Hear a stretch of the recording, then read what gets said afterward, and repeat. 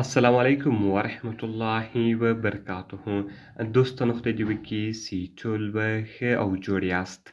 دوستانو که چیرې غواړئ چې د هر کن ته ښایسته ډیزاین او د هر کن ته ښایسته ویل پیپر په خپل موبایل باندې ولګوئ او هغه ټرانسپیرنټ ویل پیپر وي، تاسو ډېر په اسانه طریقه سره کولی شئ چې د هر کن ته ښایسته او ټرانسپیرنټ ویل پیپر په خپل موبایل باندې ولګوئ.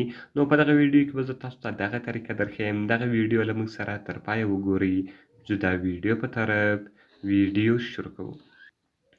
نو دوستانو تر ویډیو شروع کېدلو مخکې که چیرې تاسو ویډیو لایک کړې نه وي، مهرباني سره وکړئ زموږ ویډیو درسره لایک کړئ او د هغه رقم یې له خپلو ملګرو سره خامخا شیر کړئ. او که چیرې تاسو زموږ چینل نه یو سبسکرایب کړی نو مهرباني سره وکړئ په دا سور سبسکرایب بټن باندې کلیک وکړئ، زموږ چینل درسره سبسکرایب کړئ او ورسره په دغه ګنټۍ نښان باندې لازمي کلیک وکړئ چې تر څو د موږ هره نوې ویډیو تر تاسو پورې اول در ورسیږي.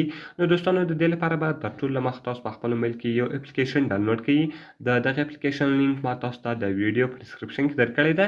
د دې لپاره به دوستان تاسو راسئ په ټایټل باندې به کلیک وکړئ، لاندې به تاسو ته د ویډیو ډسکرپشن خلاص شي او دلته به دوستانو ما تاسو ته اپس لینک یا د هغه رقم اپلیکیشن لینک لیکلی وي، تاسو په دې باندې کلیک وکړئ او دغه اپلیکیشن به تاسو ډېر په اسانه طریقه سره په خپل موبایل کې ډاونلوډ کړئ. نو دوستانو کله چې تاسو دغه اپلیکیشن په خپل موبایل کې ډاونلوډ کړئ، ټرانسپیرنټ وال پیپر تاسو به راسئ په دې باندې به کلیک وکړئ او دغه به تاسو خلاص کړئ. نو ګوره دوستانو کله چې دغه تاسو خلاص کړئ، دغه کله تاسو په خپل موبایل باندې ولګوئ، یعنې په خپل موبایل وال پیپر باندې ولګوئ، بیا به ستاسو موبایل یعنې بیکګراوند کې هر شی چې وي هغه ټوټل به معلومیږي.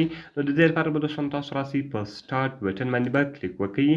ګوره دوستانو تاسو په سټارټ بټن باندې کلیک وکړئ، کوم پرمیشنز تاسو څخه غواړي هغه ټول به تاسو الاو کړئ. نو ګوره دوستانو دغه ټول زه الاوومه، د هغه رقم ټرانسپیرنټ وال پیپر شو او میریر وال پیپر شو. نو دوستانو تاسو به په ټرانسپیرنټ وال پیپر باندې کلیک وکړئ. کله چې دوستانو تاسو په ټرانسپیرنټ وال پیپر باندې کلیک وکړئ، اوس ګوره دوستانو ویل پیپر به دا رقم ته وي. بیا که تاسو په موبایل کې کار کوئ، هم ستاسو د موبایل کله تاسو په موبایل کې کیمره راوستلې وي، دغه به د دې لپاره به دوستانو تاسو راسئ په سیټ وال پیپر باندې به کلیک وکړئ. کله چې دوستانو تاسو په سیټ وال پیپر باندې کلیک وکړئ، دلته دی تاسو وایي هوم سکرین. که چیرې تاسو غواړئ چې دا خالي په هوم سکرین باندې ودروئ، هغه دلته تاسو درولی شئ. او که چیرې تاسو په هوم سکرین او په لاک سکرین په دواړو دروئ، نو تاسو بیا په دغه هوم سکرین باندې هم درولی شئ او په لاک سکرین باندې هم درولی شئ.